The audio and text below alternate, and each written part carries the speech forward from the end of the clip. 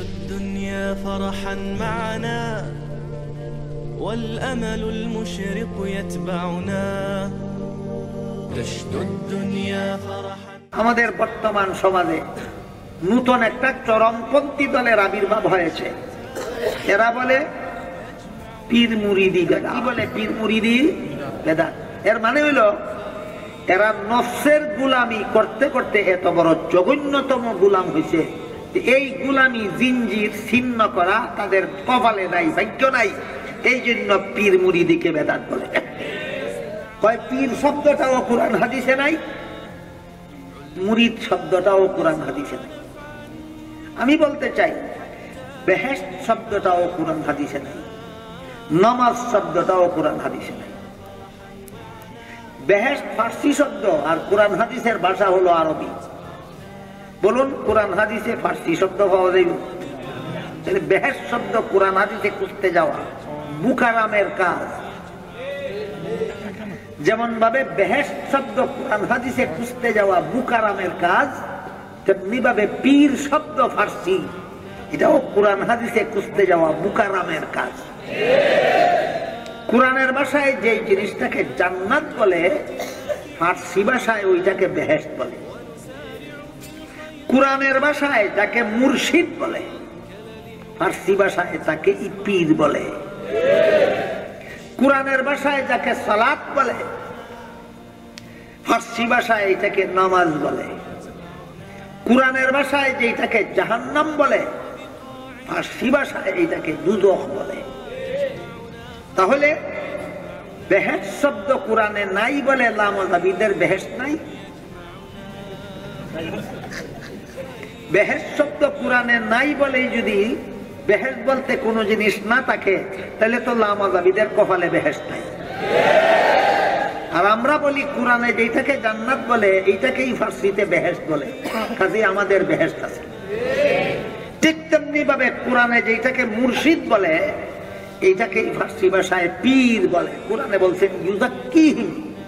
ইউযাক্কি সেগাটা বাবে লাজিমের না বাবে মুতাআদ্দির? বস 16.5 আনার বুঝ হয়ে গেছে। আপনারা এখানে যারা আলেম নন আপনাদের বোঝার জন্য আল্লাহ যে কোরআনে বলেছেন মনকে কুস্বভাব থেকে পবিত্র করাও, করো বলেছেন না করাও বলেছেন? যদি আল্লাহ বলতেন মনের কুস্বভাবকে পবিত্র করো, তে হয়তো নিজের কাজ। যেহেতু আল্লাহ বলেছেন করাও, কাজে আমার মনের কুস্বভাব পবিত্র করা, যার মন পবিত্র তার দিয়া করাইবার কাজ, তার নাম পীর, তার নাম ওই পীর। من وبقاع شتى পীর ধরা আছে। কোরআনে যদি পীর ধরা হইতো তো কোরআনের প্রতি সবচেয়ে বেশি আমল কে করেছেন? রাসূলুল্লাহ। তারপরে সবচেয়ে বেশি কারা করেছেন? 4 খলিফা করেছেন। তারপরে আশরে মুবাশশারা করেছেন। তারপরে বদরে 313 জন সাহাবী করেছেন। ঠিক কিনা? এগুলো ব্যাপারে কোনো দ্বিমত আছে? তারপরে সাহাবায়ে কেরাম করেছেন, তারপরে তাবেঈনরা। নাকি আজকালকার যুগের লোকেরা রাসূলের সাহাবাদের চাইতে বেশি আমল করেছে? কোনটা বলবেন? কোনটা বলবেন? যে আজকালকার লোকেরা বেশি আমলদারি, বেশি ভালো আমল করে, আর সাহাবীরা কোরআনের উপর অত আমল করেন, এইটা ঠিক না? সাহাবীরা বেশি আমল করেছেন? বেশি আমল করেছেন। ঠিক কিনা? তাহলে যদি কোরআনে পীর ধরা থাকে তাহলে রাসূলুল্লাহ সাল্লাল্লাহু আলাইহি ওয়াসাল্লাম সাহাবায়ে কেরাম এই আমলটা করবেন না? তো সেই যুগে কে পীর ছিলেন আর কে মুরিদ ছিলেন? যদি বলেন রাসূলুল্লাহ সাল্লাল্লাহু আলাইহি ওয়াসাল্লামের জামানায় পীরের দরকার, তো রাসূল চলে গেলেন, যখন ইন্তেকাল করলেন তখন তো পীর লাগবে। আবু বকর যেমন খলিফা, তো উনি তার সাথে পীরও ছিলেন কিনা? খলিফা প্লাস পীর, এরকম কি ছিলেন? হ্যাঁ, যে মুরিদ বানাইতেন না। বোঝা গেল যে এই যে সুফিবাদ, পীরতন্ত্র, যেটা সুফিইজম, এটা নবী সাল্লাল্লাহু আলাইহি ওয়াসাল্লামের জামানাতেও ছিল না, সাহাবায়ে কেরামের জামানাও ছিল না, তাবেঈনদের জামানায় ছিল না, পরে কয়েকশো বছর পরে শুরু হয়েছে। আর এতে এমন শিরকি, বিদাতি আর গুমরাহি আকীদার সংমিশ্রণ ঘটেছে যে প্রথম যুগে তারা আত্মার পরিশুদ্ধের নাম দিয়ে কিছুটা কাজ শুরু করেছিল যে আখিরাতমুখী হবে এর মাধ্যমে, কিন্তু দেখা গেল যে পীরতন্ত্র আজকাল সবচেয়ে বড় ইনকাম সোর্স। শুরু করেছিল যারা, তারা জোহদ, তাকওয়া, আখিরাতমুখী, দুনিয়া চাই না, একটা পয়সা বাঁচাবো না, এই জন্য সুফিবাদ শুরু হয়েছিল। প্রথম শুরু হয়েছিল ভালো নিয়তে, কিন্তু আজকালকার যুগে সবচেয়ে বড় ধনী আর সুখী পীরেরা না মুরিদরা? তাহলে বলেন, তাহলে পীরতন্ত্র কি আসল জায়গায় আছে? এক তো নতুন, তারপরে পীরতন্ত্র ইনকাম সোর্সে পরিণত হয়েছে। পীরদের যে ইনকাম, মন্ত্রীদের ইনকাম নেই। মন্ত্রীরা ফেল, ভালো করে শুনে রাখেন। কারণ মন্ত্রী তো 5 বছর বেশি থাকেও না। 5 বছর এমন বিরক্ত হয়ে যায় যে এদেরকে হটাবার জন্য এদেরকে কোন রকম সরা, যদি ভালোভাবে ইলেকশন হয়তো সরা এদেরকে, আবার আসে 5 বছরে এদের উপর আবার বিরক্ত হয়ে এদেরকে সরা, রাখতে পারে না এর বেশি। কিন্তু পীরদেরকে সারা জিন্দেগি হটানো যাচ্ছে না।